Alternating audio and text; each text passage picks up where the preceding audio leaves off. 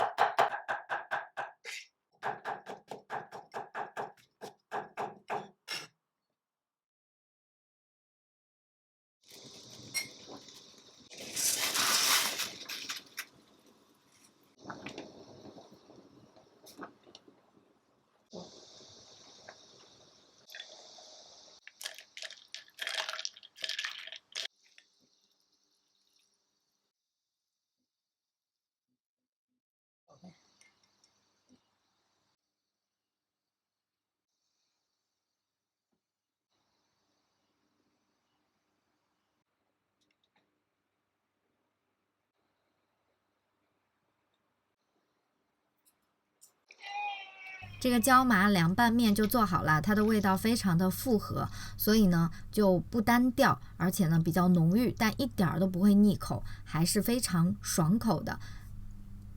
也希望大家会喜欢，那我们就下期见吧，拜拜。